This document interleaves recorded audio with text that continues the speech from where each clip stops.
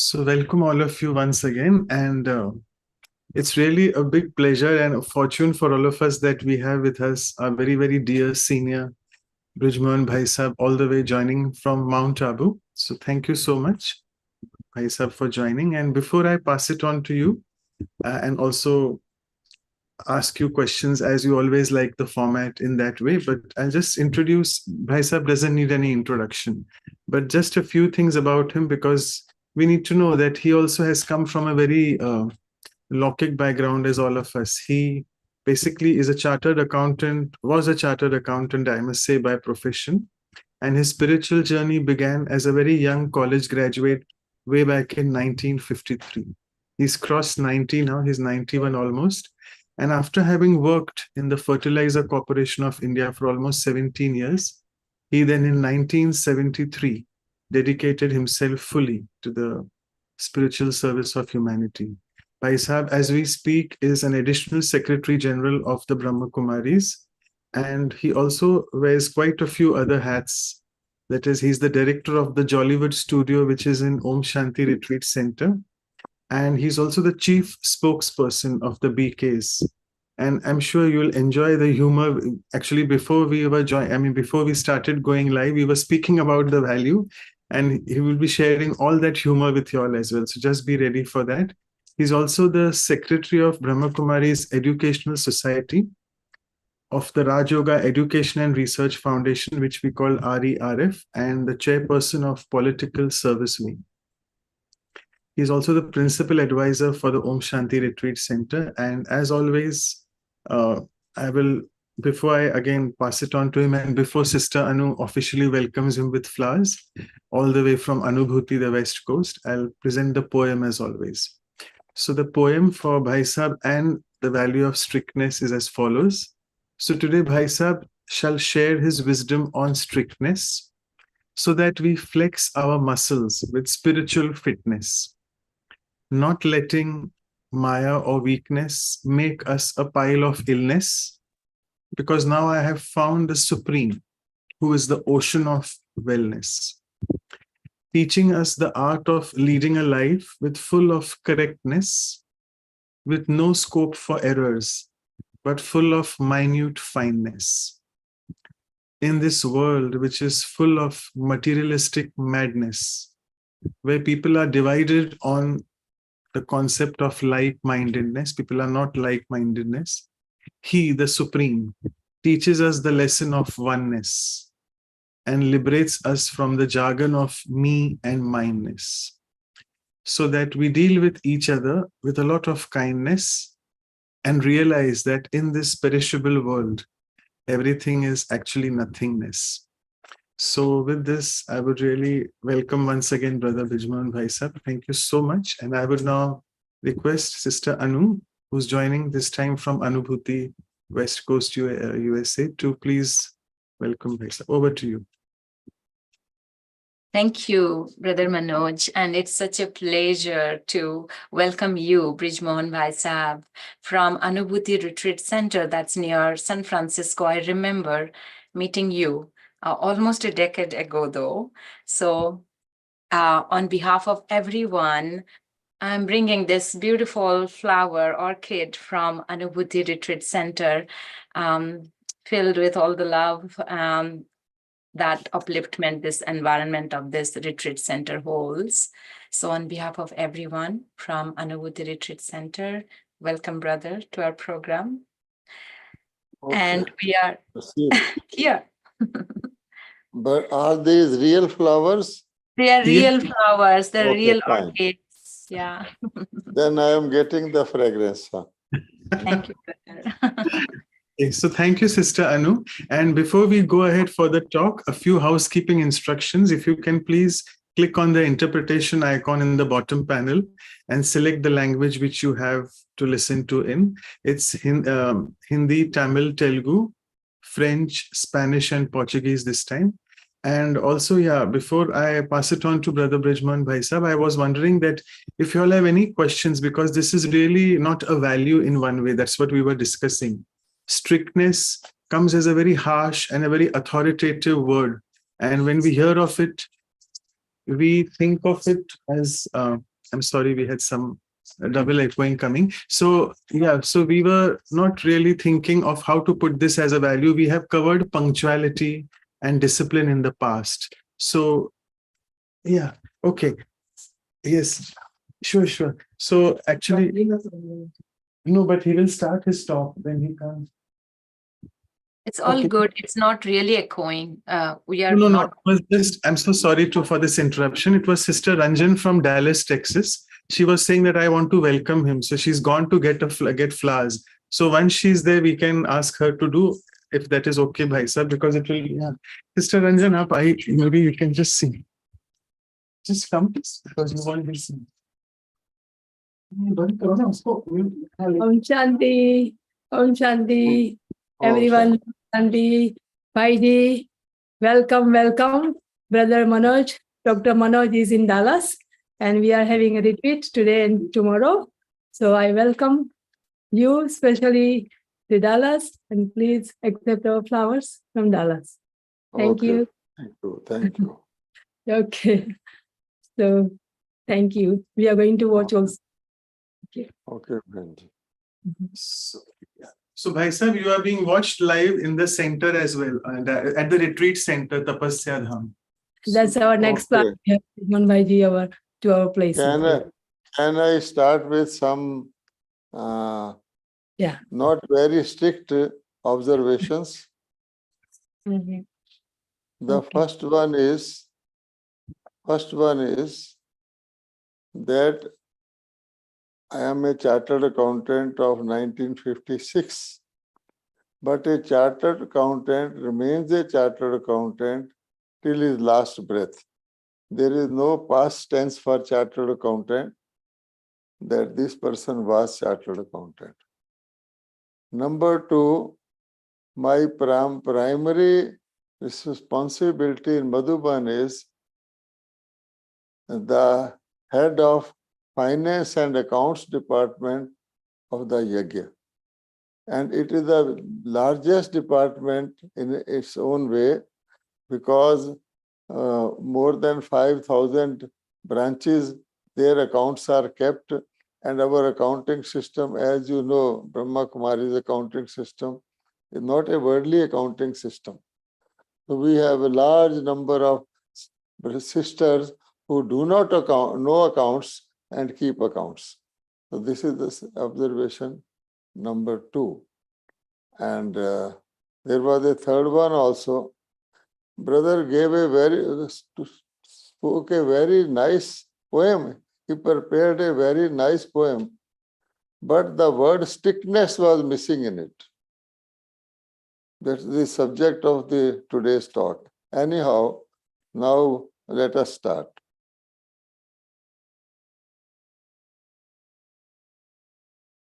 Okay, so as always, and the first line of the poem had strictness, but it went very direct.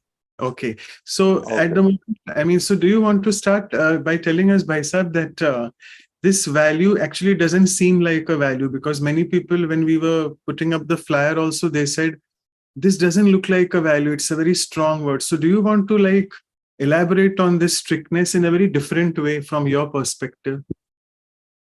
Well, as soon as the word strictness is spoken, or it is heard or read, this shows something that is not normal. And all values have to be normal so that those can be naturally practiced in life. So if you are a little this way or that way of the norm, then that cannot be kept always, and that cannot be in practice always. For being always, it has to be natural and normal. So therefore, strictness is, you cannot be strict. No one can be strict all the 24 hours of the day. Therefore, Of course, one can be normal and natural.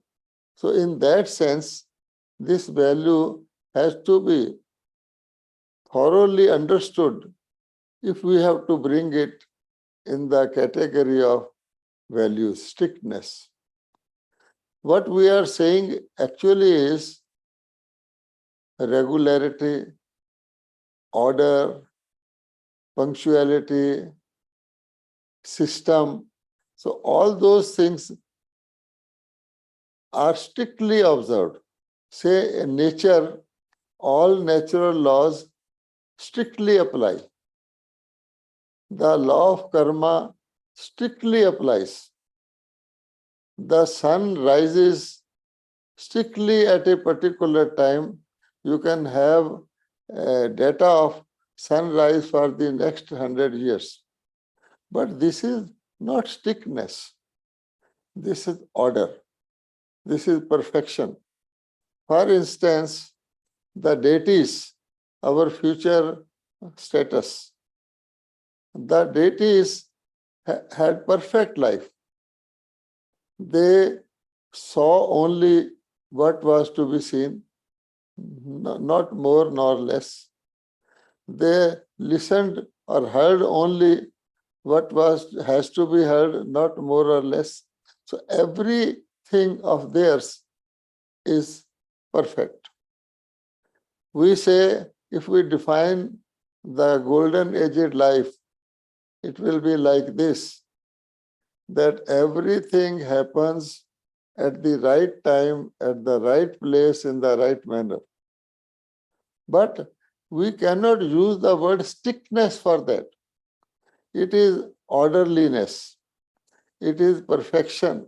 It is no waste and no negative. So anyhow, we say, Shakespeare has said, what is in a word? Rose would be rose even if it called by another name. So we admit gladly strictness as a value and start our conversation. Right. Thank you so much, Bhai Sahab. And speaking of universal values and universal laws and spiritual laws. So you spoke about one of them, karma philosophy. So there's a question in the chat box that can Bhai Sahab please elaborate on a few spiritual laws which we should be knowing as a regular meditation practitioner? A few spiritual laws. Well, spiritual laws require us to be in an unlimited stage. If you bring those spiritual laws into any limited area, you cannot conceive them. People use the word spiritual very commonly, and they talk of spiritual empowerment. But spiritual laws will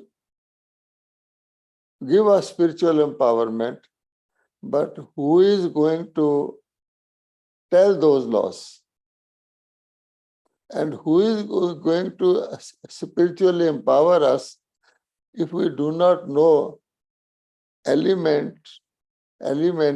spirituality, that is, who am I?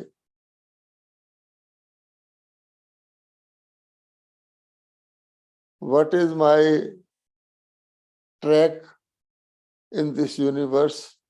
Where from I come? When I start this cycle of my journey, and then when does the cycle end? And then what happens after that? A cycle has to be continuous. So how the new cycle begins? So all this is included in spiritual laws. So one has to understand the law of eternity. One has to understand the law of beginning and end within the eternity. One has to understand the law of the soul being in its incorporeal form and then meaning its body form. And then the beginning, when it was in body form, what was the body like and what was the world like? Because as the quality of the soul, so should be the body and so should be the surrounding, everything. And then how it degenerates and where we are most importantly at the present time. So all this is spirituality. But Baba has made it so simple for our purpose, not going into the jungle of spirituality or the ocean of spirituality. What is relevant to us, that Baba has told that the spirit or the soul or the I is basically naturally blissful.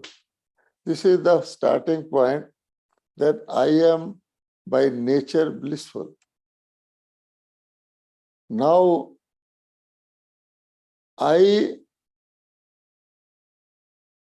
when my natural nature changes, then that bliss changes into happiness, then it changes into joy, then it changes into pleasure, then it changes into external physical and material consciousness only.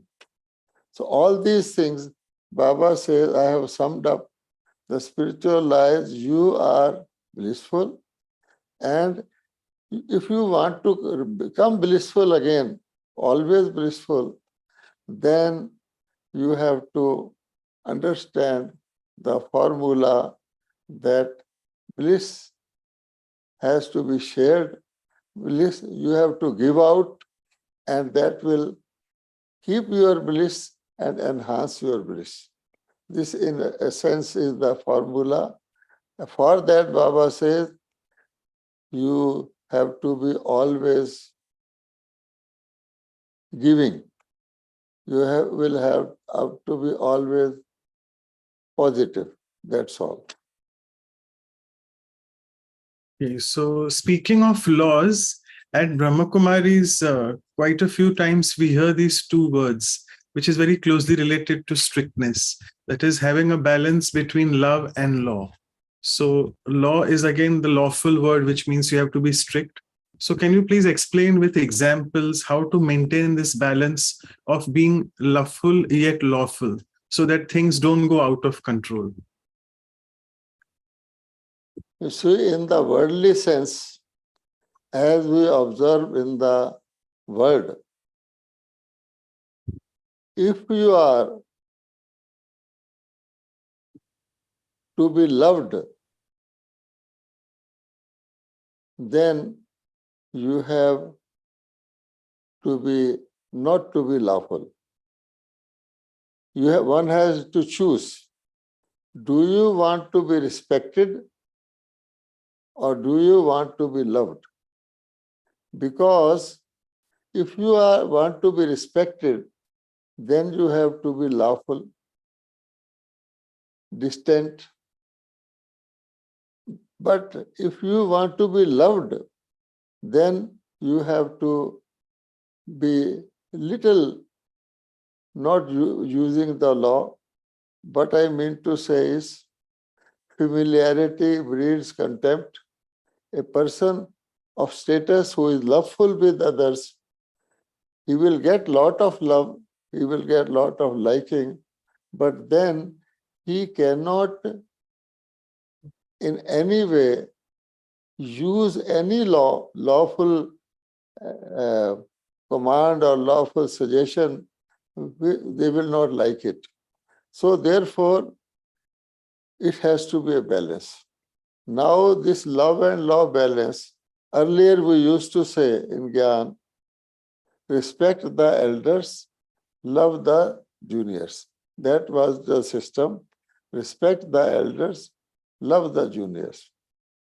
But at one point of time, Dadi Prakashmani said, remove elder or junior, love all.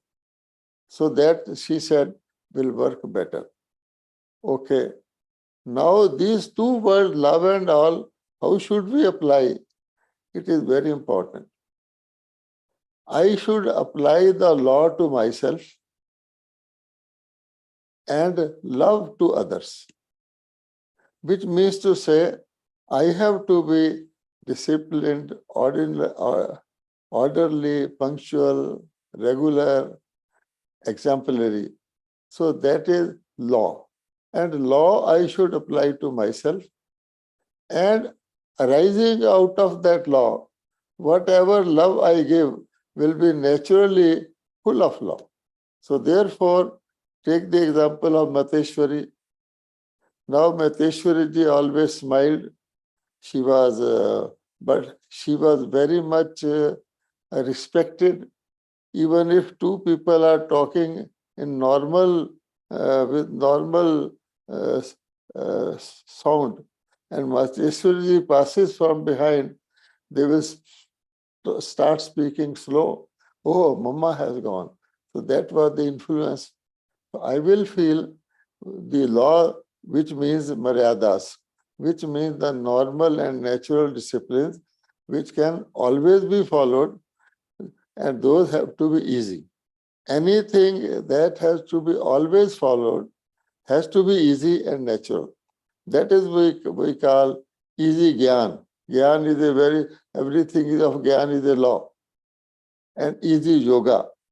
So therefore, this easy word, even recent Murlis Baba said, wherever you feel labor, wherever you feel difficulty, do not do any hatha. Hatha means where you have to little exert mentally or physically. Even Baba says, don't exert your body. No, I don't tell you to sit at a particular time in a particular posture. Take it easy. Because this easy includes love with law. So basically, this word works on love, not on law. If you take God, God has many virtues, but two virtues of God are outstanding. That is truth and love. Truth and love. And now, love only, not law. So in golden age also, there will be no Gyan, but there will be virtues, gunas, which means love. So love is supreme, so much so that people say love is God. This is the thing. Right. So since you spoke about perfection, we have actually many new people who are new to Brahma Kumaris. So they ask us about this, that 16 celestial degrees, which is a figure of perfection. So is it really some 16 degrees, 1, 2, 3, 4 numerically, or does it symbolize something? Is it a symbol of something, perfection, right? Well, actually, it is the voltage of light. It has been taken from full moon. When there is full moon, even if you are not looking at the sky, your attention will be automatically drawn to the full moon because it is full moon. Now, it is said that full moon represents 16 degrees of completeness.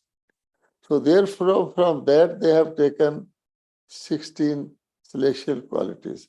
It only means the perfect, the final stage of light or enlightenment. Now compare it with 14 degrees when the soul reaches the silver age.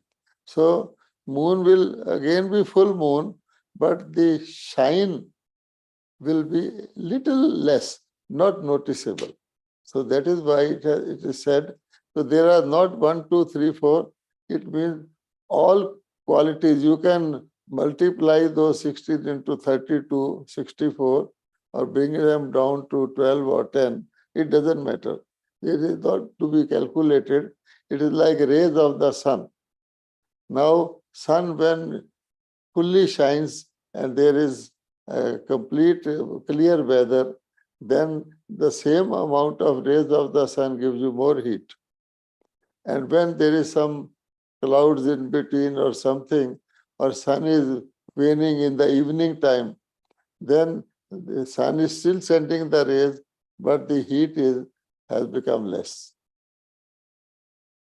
Right. So you spoke about strict disciplines. We should be strict with ourselves, but there's a brother who's asking a question here in the chat box that he likes the Brahma Kumaris teachings very well. He also likes to do meditation, but he says that he's very afraid of the strict disciplines, the maryadas, the word you said in Hindi, about the strict disciplines which are followed at Brahma Kumaris. So, and you also mentioned that you should be easy with the disciplines. Sometimes you said that. So you want to just elaborate on how we should help people who are really wary of these strict disciplines which we have. And first of all, what are the strict disciplines in Brahma Kumaris which people should be knowing? Well, when somebody is ailing and goes to a doctor, doctors tells him three things for complete cure. One is the medicine. Number two is the diet. And number three is discipline. Yes. So the third category is very important. Otherwise, medicine will also not work fully, and the diet also will not be much effective. So this is called discipline. Now, even strictness or discipline or maryadas, etc., they look difficult to a person who is not following, although he may be feeling more difficulties in life. Because if you have gone off the path, if you are looking at side scenes, you do not reach your destination in the shortest time, and rather, but you feel, I am not following the discipline. For instance, road discipline. Now, what does road discipline say? Everybody follows road discipline naturally, because otherwise at his own peril. Otherwise, he will be in trouble. A person is driving on the road and she finds from opposite side a vehicle zigzagging and coming. Now that person, to save himself, takes the side. He doesn't strike with that, why this person is zigzagging. He has to consider his own safety. Sometimes one has to slow down, sometimes one has to speed up. Similarly, in the journey of life. So if one understands that my safety is first, and if I am safe, then everything will be okay. So these disciplines are for safety, which means to say a shelter, a protection, which will enable the tender plant of spirituality to grow and to become a strong tree one day. So therefore, once you have gone off the track, then to bring one on the track is difficult. But when you reach there, it is easy. That is the thing. Right. So wonderful. It's important to know that we have to have a disciplined life, a strict discipline. It is for our own safety. It is a means of my own safety so that I don't default on things. Fantastic. Another question coming up here is about when people think about strictness, they think about their boss usually at the office. They don't think of colleagues. Usually it's a boss who's usually strict. So one of the questions here is that my boss is very strict with me and I don't really like him.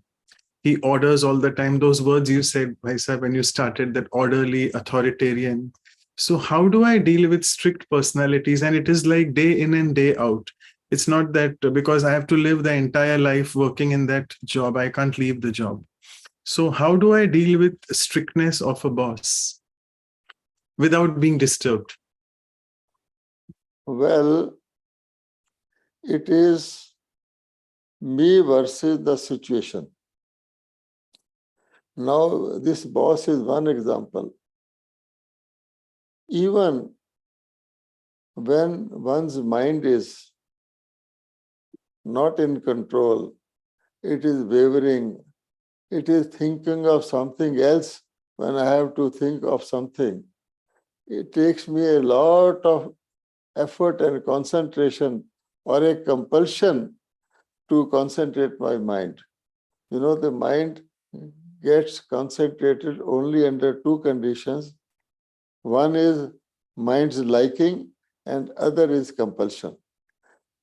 As per mind's liking, one will be always attached to those things and it will be difficult to withdraw from there. It is so much natural leaning. But under compulsion, so supposing there is an exam or there is a ailment or something, one forgets everything and takes care of, controls the mind to everything. If a doctor says, if you don't have to die, do this, one will honestly do it, religiously do it. But now, a weak mind, for a weak mind, every problem is a problem.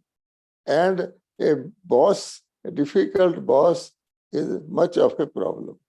And if I have a strong mind, I have to see that the attack from other side is neutralized. Howsoever attack, all the time if it is an attack, then you can understand. Can anyone set ocean on fire? Tell me. Can anyone set ocean on fire? No. Whatever the intensity of fire, the ocean will extinguish the fire. Okay. Similarly, if I can train my mind and bring up to the level of an ocean, now any type of fire or firing will have no effect, will be neutralized. So just as in the journey on the road, in the journey of the life, we have not to say that the problem is big. We have to see that the solution is bigger. There is a very popular song these days, ये मत कहो खुदा से मेरी मुश्किलें बड़ी हैं, मेरी मुश्किलों से कह दो मेरा खुदा बड़ा है. And more so when God is on our side. 2 days back, I was attending some program. One person gave an example. He said that father and son were going in a forest and ahead was a fallen tree and that has to be removed. So the son said, Father, can I go and try and to remove this tree? He said, go. So son tried his best but couldn't. Came back. Father said, go again. You have not used your full energy. He went again and tried his best, could not remove it, came back. Father said, I am again saying, you have not your full energy. You have not used me. Father said. This is when we have the Almighty on our side. We have all the method and so much of flexibility where that problem should be welcome, because a champion welcomes all challengers, anyone come, and then if he can pass all, he is a champion. So first of all, I should give out this thinking that I don't like the boss. If somebody gets a paper in an exam and he says, I don't like the question paper, then it is not possible. Then it becomes more difficult. First of all, the boss will, if a strict boss is there, he will stick to all and everyone. Okay? All of them facing the same problem, or others have found ways even to deal with a strict boss. They should know what the boss likes. And many people, when they touch his weak nerve and they deal with him, the boss become favorable. So it has to be only thing, first of all, I should not think that the problem is so big. I should change my attitude and I should not be feel influenced by any type of strictness or any type of strict behavior of the father. I am like an ocean. Let any amount of firing be done. Let even a nuclear weapon be thrown in the ocean. Ocean will still be ocean. Yes, so wonderful example you gave that we have to become masters of the ocean, the source as the supreme being is. So we also become master oceans and then fire will not come near. Okay, so a fire would be there, but I won't be influenced and I will be able to extinguish it. Now the other... Also, Baba says, Baba is the greatest magician and we are master magicians. What does a magician do? Making something appear and making something disappear. Now, the boss is in front of me, they're firing on me. I disappear from there. After he has completed his firing, I reappear. That is also a formula, which means to say, they say, hear no evil, see no evil. So you think a demon has come, but my eyes are open, my ears are open, but I am not to be affected by the evil. You take your mind somewhere elsewhere, you start enjoying your best food while he is firing you. After it is over, you come back. That is also very helpful. Yes, so fantastic yuktis or fantastic methods. You told us that in Hindi we call it sunte hue nahi sunna, dekhte hue nahi dekhna, which means though someone is telling you something evil, you don't listen to it, hear no evil, and even see no evil. So fantastic. और उसके लिए सोचना भी नहीं. First of all, stop thinking of that evil. And fantastic. So I think most important before seeing and listening, before these two sense organs, is most important the subtle sense organ inside the mind, which we say at Brahma Kumaris. It's your thinking capacity. So don't even think that your boss is evil. Just forget. You know the spiritual formulas you were asking. Our formula is to think good of everyone. Apkari par bhi upkar karo. If one thinks from that angle, then you will start taking mercy on that. God sees us doing so many wrong things. God does not get angry, he takes mercy on us. You start taking mercy on that poor soul, that look what this person, he has a higher position, he is a boss, and still is not able to have peaceful life. Neither he is peaceful, nor he is enabling others to be peaceful. So have mercy on that soul, send good vibration, you will be still more happy.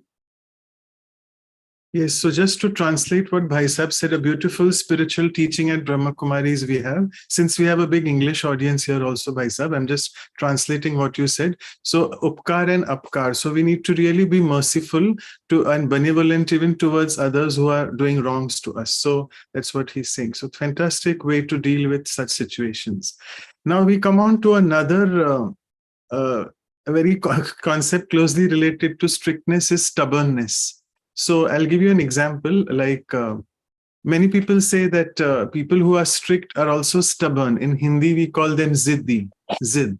So they are stubborn. And what they try to do is they just try to prove the point. Ziddi becomes, they cheezein siddh karte hain in Hindi we say, which means they just try to prove that they are right all the time. And then there's another word which in the spiritual teachings of Brahma Kumaris is said is determination. So do you want to explain the audience the difference between stubbornness and determination, which has been told us in the Murli teachings here as well? Well, if there are two words, definitely there are two different meanings. Determination means not taking your aim and object or your subject lightly. So one should have a strong determination to achieve, strong determination to reach the object for which one is working. And determination produces zeal and enthusiasm, which is necessary for reaching the object. not having diversions, focusing on your aim and destination. The other thing is stubbornness, which means a person who thinks he only is right, and therefore he wants to say that he wants to prove his point as right, and it may be right or wrong, or even wrong mostly, but he will stick on to prove his point as right.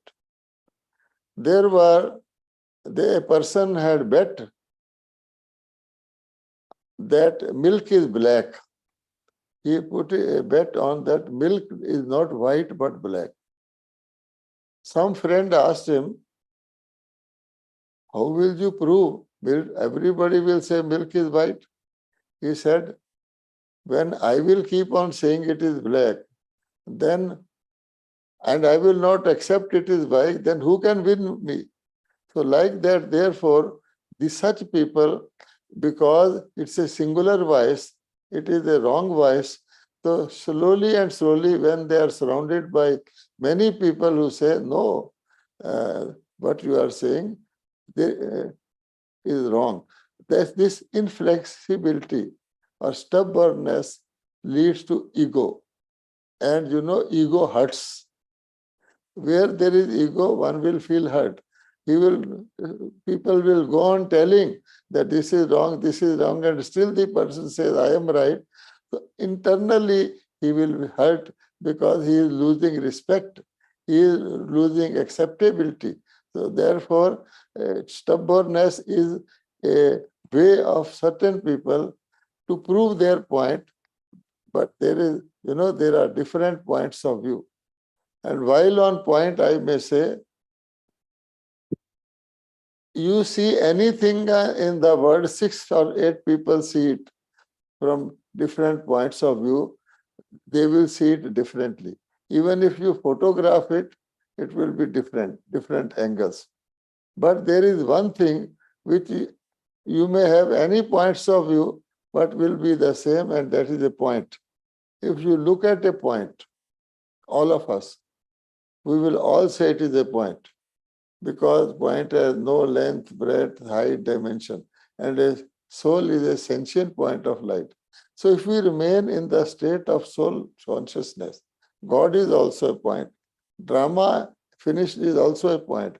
So then our point of view will never differ from any other Brahmin's point of view. Okay, so wonderful. Bhai Sahab, you spoke about the boss and being influenced. Another question which has come in the chat box is about at Brahma Kumaris, they say that you also said that don't be influenced by people's negativity and by anger and by bossiness, strictness, etc. But also the teaching which is taught here is don't be influenced by the good in others. So do you want to elaborate this point that why should I not be influenced by looking at the good which is there in others? Yes, this is a very subtle point, because we are settling something at lower level. When you see the good in others, no one is perfect, no one has attained karmati, the avastha who are in their bodies. So we will also see their weaknesses. You cannot look at something, a shirt which is white, but ignore its spot. That is why Baba said, look at me. Because if we look at Baba, then we will only get positive, we will only get constructive, we will only get elevated, we will rise in love. These days, all people say fall in love. Have you ever considered why love is such an elevated state? I had just described that God is equated with love, and everything is become joyful and graceful with love. And everyone today says, fall in love. Why? Because they are falling in love for lower things. Falling is getting lower, and rise in love is higher thing. So therefore, when Baba says, don't look at the good qualities of others, there are two things involved. One is we are not looking at the perfect being at that moment of time, so that we get the seed. An apple cannot give anything to an apple. It may be so nice, but seed can sustain both the apples. Secondly, very important, the word is parchintan. The root word is parchintan, which means looking at others. Okay? And the Baba's Srimat is parchintan is the root of downfall. Parchintan patan ki jad hai. Okay. Now in this parchintan come thinking about weaknesses of others and thinking of good qualities of others. Both ways parchintan leads to downfall. That has to be understood. Now, if in a group I size up myself and my stage and I look at others and I find there are so many from whom my stage is definitely better. Okay? And there are others from whom my stage is low. What will be the effect on my mind? When I see those who are stage is lower than me, it will lead to carelessness. That, oh, so many are making effort, I am much above, so I am happy. So many, I am above so many. It will lead to carelessness. And if you look at the higher stage, you start looking at Dadi Janki's good qualities or anyone's, then you feel dejection. You will feel, oh, they have achieved so much, me not. So both ways, this parchintan or looking at others is harmful. So Baba says, I am your teacher. You are not going to get anything. A brother is not going to share inheritance with a brother. Parents give inheritance. So that is why Baba says, only me. Love only me, which means I will give you the feeling of love of father, mother, anyone, anything. So therefore, it is said that me and me alone. And if you settle at a lower level, even there are good qualities, you are missing the highest giver of everything to you.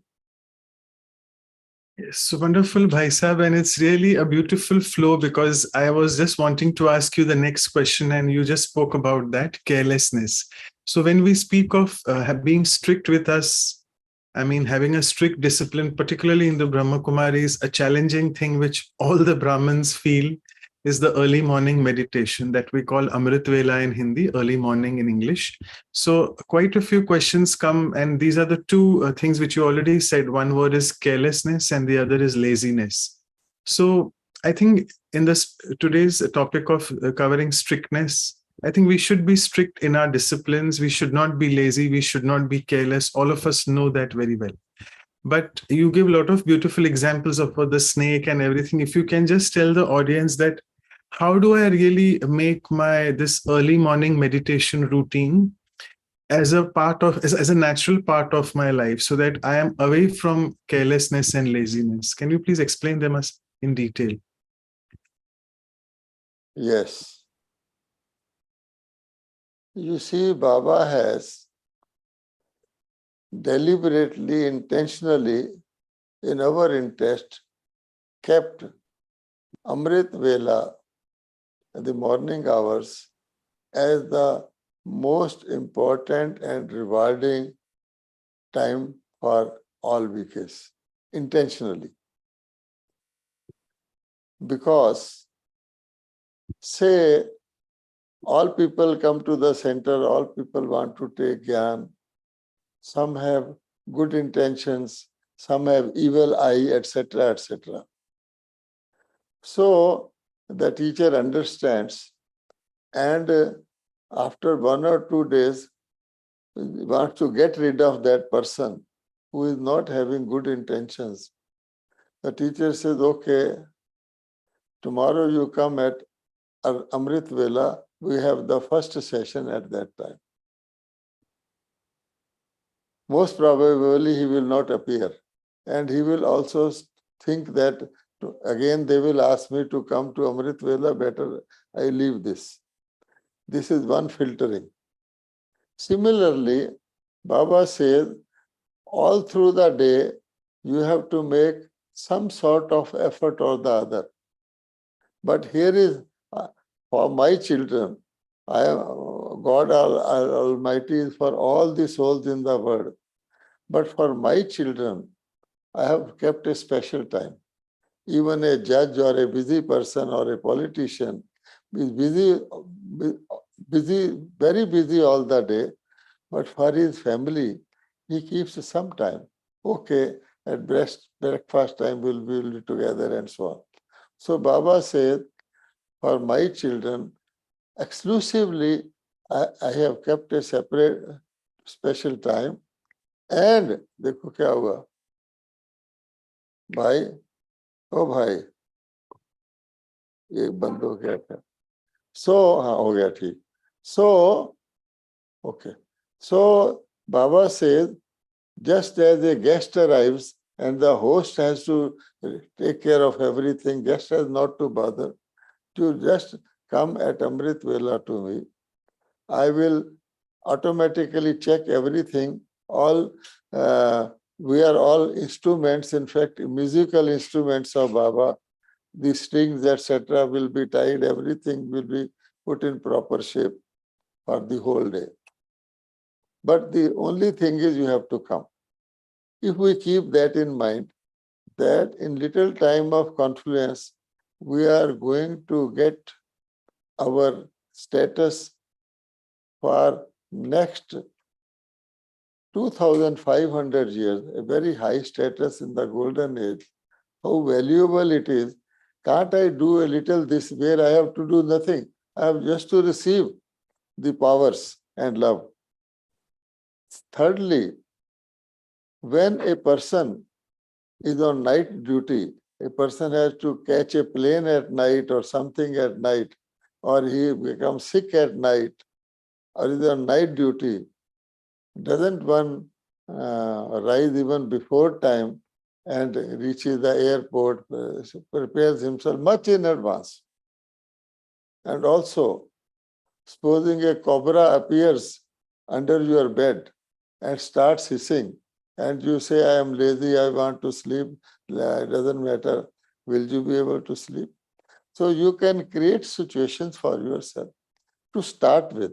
And once it becomes a natural habit for you, it is very, very easy, because neither in the subtle region nor in the incorporeal region there are day and night. So otherwise also these days, many of the establishments are run at night. And for them, that is the day. They put so many lights in factories that one can't even sleep. They put so many power. So therefore, one has to justify it to oneself. And once you start feeling the benefit, you just go there. Early morning, Baba says that even the students, they study 1 hour in the morning is equal to 4 hours in the day.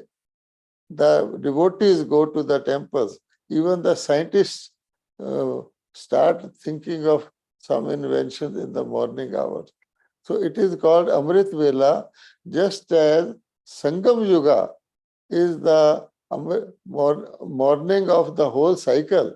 Similarly, one day, morning is the Sangam Yuga of the whole cycle. So you can have so many instances. And once you start it, you will not leave it, because you feel the mind is settled, the thoughts of yesterday are settled. At that time, Baba will speak to you. Baba will touch you. You may not even imagine that this thing is missing or this I have to take. Baba will touch you. That is my experience. Okay, so fantastic elaborate answer about how we have to understand the importance of the time which we are going through. That's the confluence age we call in English, Sangam Yoga in Hindi. Thank you so much. And I'll just take a few questions because almost 1 hour is over and it's almost in India, it's around 8 o'clock, 8:30 p.m. So we know Bhai Sahab also has to take rest. So a few more questions and then we'll start winding up. So a question in the chat box is mentioned that, which you also covered, Bhai Sahab, about concentration. So I'll look at the question first. That I get up at Amrit Vela, I do my prayer also, she's saying. I remember my past with a lot of pain and I'm not able to concentrate then in the Amrit Vela meditation. So how to overcome the pain associated with the past? And also I'll add to this a second question about how do we develop concentration while in meditation? Yes, this is a very common question, because one thing is to get up at Amrit Vela. The second thing is to benefit from the Amrit Vela.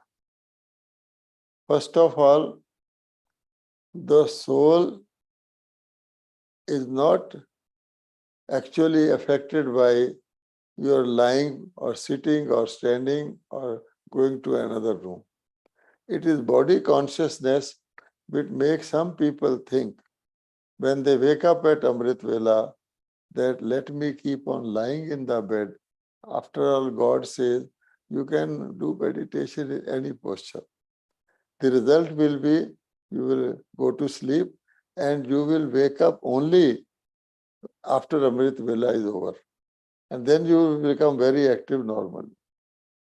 Soul is not affected. This is the body's postures of sitting, standing, and lying. So Baba says, just to change your situation, at least do not do your Amrit Vela in your bed. If you are in your house, if you have Baba's picture or Baba's room, go there, sit on a chair.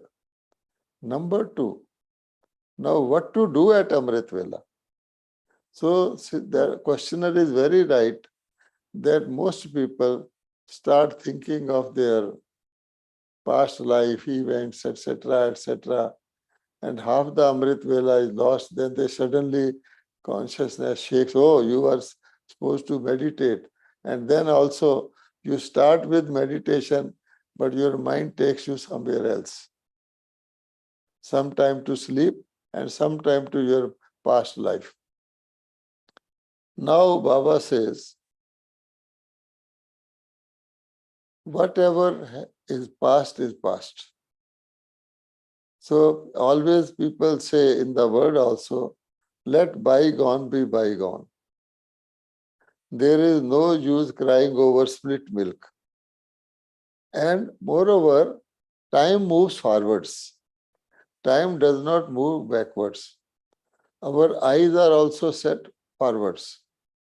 Therefore, it is very important to put a full stop to your past, especially at Amrit Vela, because mind is silent, it is vacant, and anything can enter.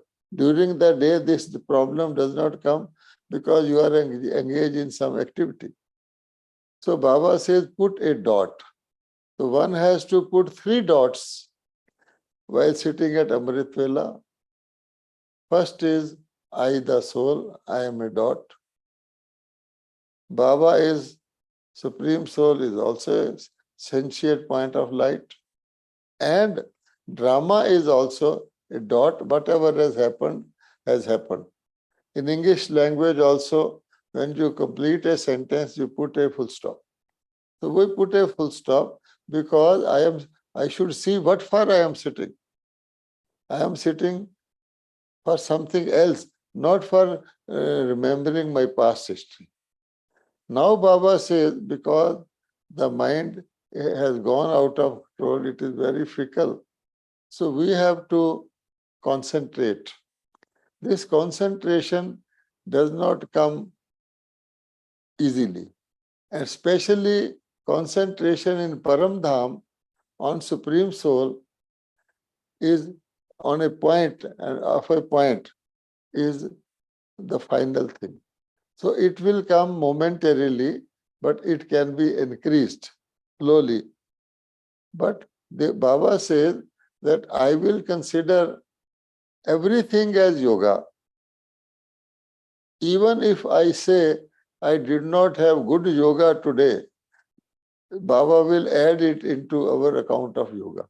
So much so. At least I was conscious that I was sitting in, but that is the bottom line. Now Baba says, remember, I have given you the history and geography in simple words of the whole universe. You have before you the geography, Paramdham, this world and subtle world. This is the geography. History, golden age to iron age, and then repetition. This is in nutshell in our mind. So Baba says, move the Sudarshan Chakra, which means start considering the history of the journey of your life. Go to golden age, silver age, but in copper age, you are not to go to the those souls who have come in copper age. You are a golden aged soul. See your statues. You are so high and so pure that your statues are being worshipped. People are worshippers, are queuing before the statues. So when you look at your statues, think of those, you will be elated and you will be thinking who we were when we were actually the deities. And then Baba says, don't think of Kali Yuga, skip that, straight away come to Sangam Yuga. Sangam Yuga we know so much in detail that this is the key, only where we can actually go to Paramdham. Otherwise, nobody can go to Paramdham. We can go to Golden Age and the whole thing. So Baba says, be at Sangam Yuga, how our Brahman life is elevated, what is Brahman life, how much I am falling, how much I have improved. Don't see how much I have to gain, how much I have improved, that will give you the joy and the spirit to elevate yourself further. That is also very important because normally people start thinking of rejections and rejection.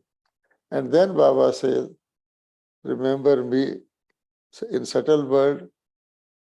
The whole subtle world is the biggest retreat center Baba has created for all Brahmins. And then go to the golden soul world. So this is the process. You have to keep on moving your mind, keeping at the back of your mind that I have to connect with Shiv Baba because that will burn my past sins. Correct. Thank you so much. And I can see the clock going further. I have just two more questions. The first question is today it's 22nd June 2024. So yesterday, 21st June, it was celebrated all over the world as International Day of Yoga. And quite a few people ask, they say that, oh, this is probably the Brahma Kumaris which have given this tag. And it's almost, we celebrated 10 years this time. It was in 2014. And if you look at it from a geographical point of view, like the scientific point of view, people say that is the summer solstice, which is the longest day in the year. So do you want to just, I think it was Ramesh Bhai, who was another senior brother in the organization, and he gave us this good news in 2014 that the government of India now has approved this as International Day of Yoga. So do you want to tell us the significance of this day and how you all celebrate in India? Yes, you can see it on YouTube at the Red Fort of Delhi. The Brahma Kumaris celebrated it in a big way. The government granted us that venue and everything what was spoken there, etc., is available. Secondly, I have also spoken there. People think sound mind in a sound body. But actually, it is the other way around. And the whole International Day of Yoga exercise being done for the last so many years. This year also, Prime Minister of India was in Kashmir. He gave a speech from there, which compulsorily has to be heard by all people celebrating International of Yoga all over India. I also heard that. Basic thing is, the original word is yoga, not yoga. And when they talk of yoga, there are so many varieties of yoga prevalent in our country.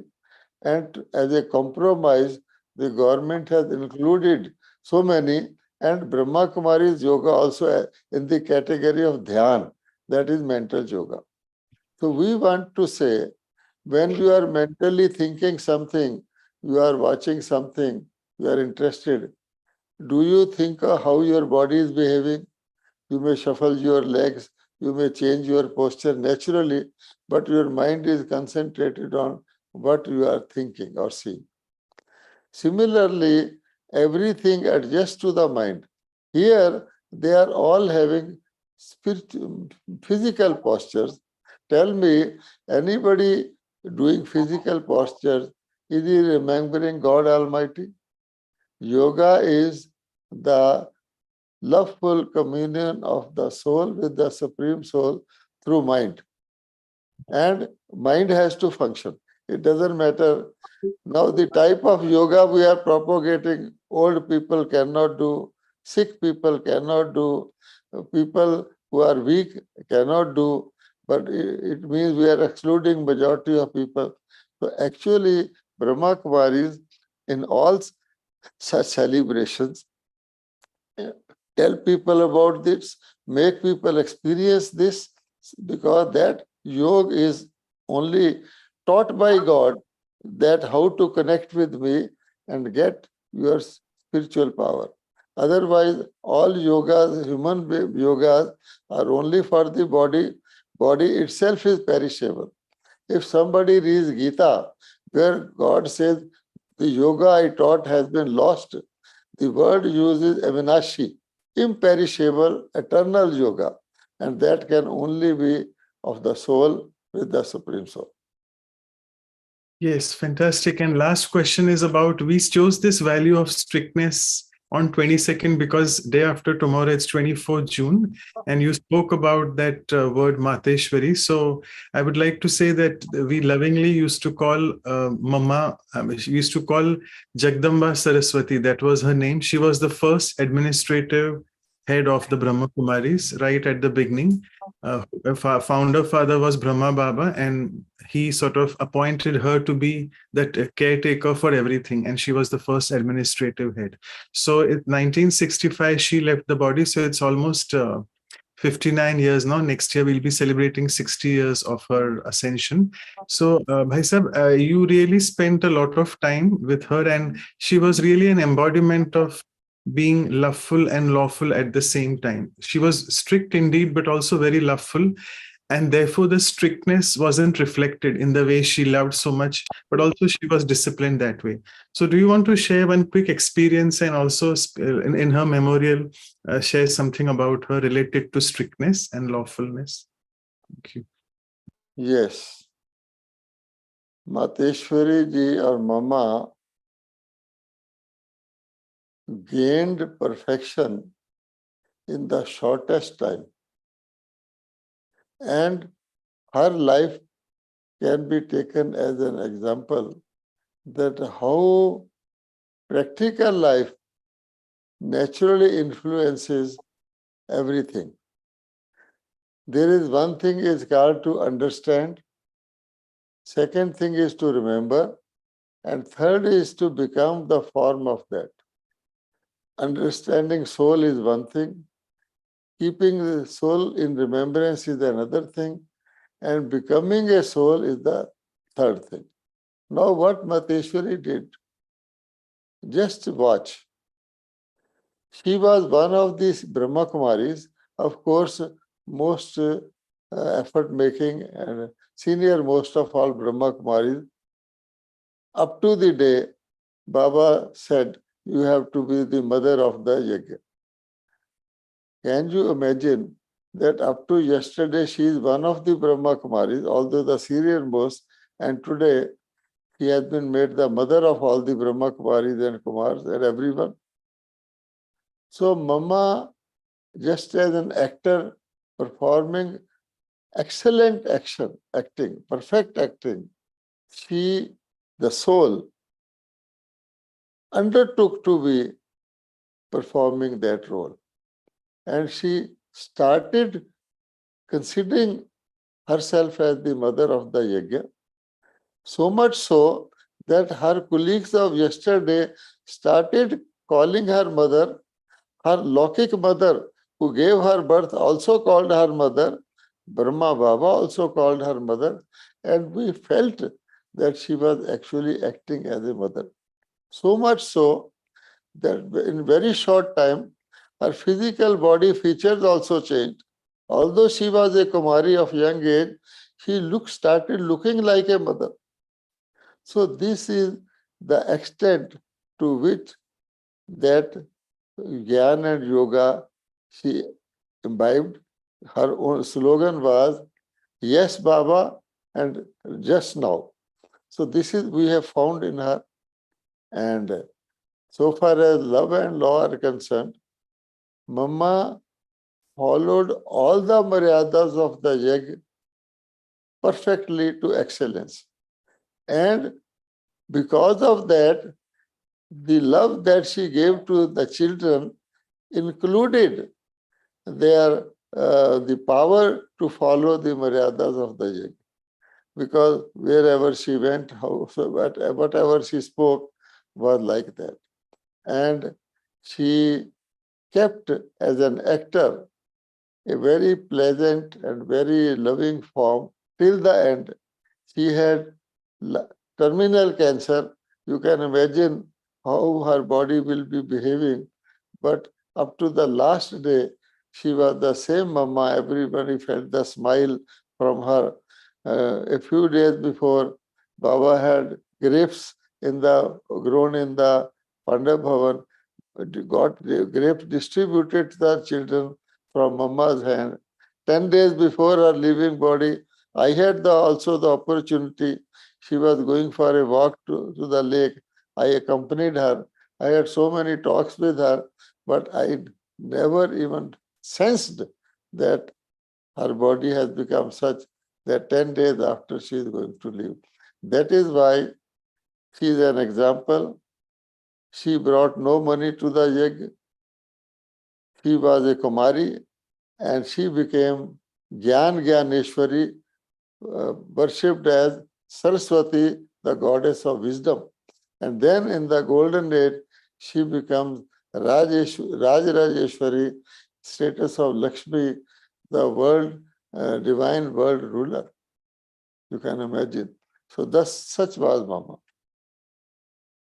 So thank you so much, Bhai Sahab, for your gracious presence and giving us so much of time with all our questions. And now I request all of you all to please open your video cameras and be ready for the photograph which we usually take with Bhai Sahab. And also we'll take powerful drishti from him. Before that, I'll take a few minutes and share the screen and do the upcoming announcements. And actually, I would also request before that, Sister Harpreet. She's joining us from Vancouver. And before I go to you, it's apologies from Sister Claudia, who's the center coordinator at Vancouver, and also Dr. Ashok Mehta, who's right now in India. I mean, at Shantivan, he's got a big program over there. So both of our seniors are not there today. So they have really conveyed their apologies for their absence. And I'll request Sister Harpreet to propose the vote of thanks. Over to you, Sister Harpreet. Thank you. Thank you. Behalf of our value team and Sister Claudia and brother already said Ashok Bhai, they could not be here today, brother.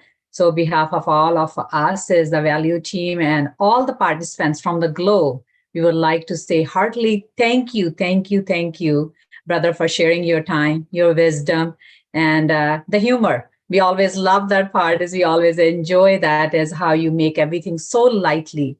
You didn't only talk about as the strictness, but all the other values you touched today.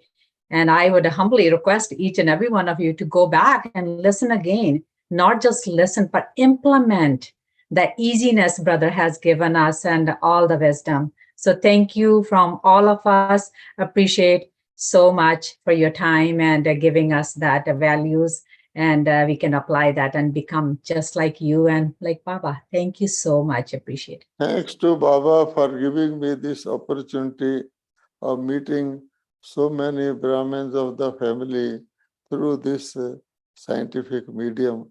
Otherwise, it was not possible to personally meet all of you. I'm so thankful. And We feel whatever so. Baba has told us, we are sharing. Yeah. And We feel also, so blessed.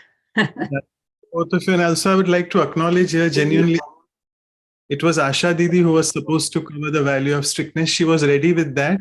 But since she had many other seva commitments, she's also right now at Shantivan as we speak. So she requested Bhai Sahib, and really it's a big fortune for us, Bhai Sahib, that by accident you have come to us. And I wanted you to come, but then you were also busy. But then Baba has got you and you've flown in, and all the angels are meeting you. Thank you so much for that. And before Actually, Asha Ben was in Shantivan up to 4 o'clock, and then she is traveling. She is in the plane going to Delhi. That is why she told me. I said, okay. she was in the Fine. flight. Correct, Yes, she is correct. the flight. Perfect information. Thank you. And if I can just quickly do the announcements, all of you can just log into our websites as well. And this is the upcoming, I'll go on the next one. Yeah, so as always, we do the Senior Raj Yogi talk on the value at length, and Bhai Sahib always does it in the form of a conversation, so we enjoy it. And we always then go on to the workshop, which we do for that value in the form of few experiential exercises for 1 hour. And then we have another Raj Yogi, usually from the West. So this time we have Sister Shireen from Florida, USA.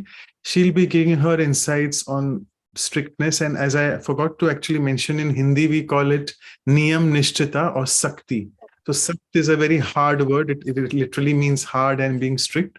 But Niyam Nishtita means having disciplines, following strictly your disciplines. So we'll be having it next Saturday. So please log in for that. And as always, we end our month with a silence retreat. So the value before strictness was newness. So we'll be doing the silence retreat on that, which will be next weekend after the workshop. That is Sunday, 30th June morning for India time, and late evenings, 8 to 10 p.m. for the West Coast, US and Canada. And after that, we move on to another episode, which will be 94. This time it's 93. We move on to what we call transparency, Pardarshita. And this we have a fortune that we have again two beautiful souls, very senior Raj Yogis from the USA. Sister Dr. Jen, who's the main instrument in Washington, D.C., and Sister Bodhi, who's the coordinator for the Brahma Kumaris centers in Florida. So both of them will have a beautiful conversation, which will be the first weekend of July, that is 6th of July. And if you can please visit our websites, all these are recorded as well. They are very much there on our YouTube channels. Please feel free to see them. And even the previous episodes, we plan to really go until 100 episodes. So by this Diwali, that is 2024 October, we should be finishing the series fully and the workshops as well. And then we'll see what Baba gives us inspirations for future, what to do. I'll just stop sharing the screen now, and I'll request Sister Garima and Nikhil Bhai to please capture all of them on the photograph. It's a very rare photograph with Bhai Sahib. All of you, please open your video cameras, and we will just take some drishti as well, powerful drishti. Nikhil Bhai, you can play some music in the background.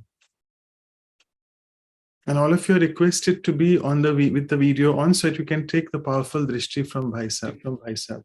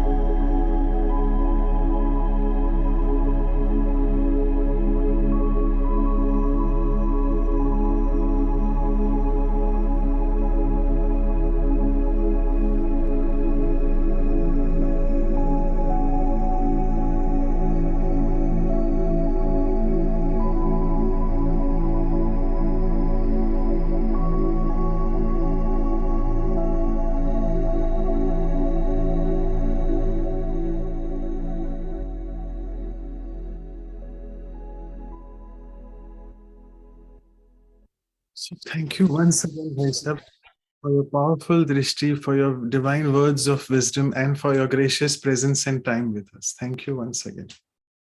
Om Shanti to all of you as well.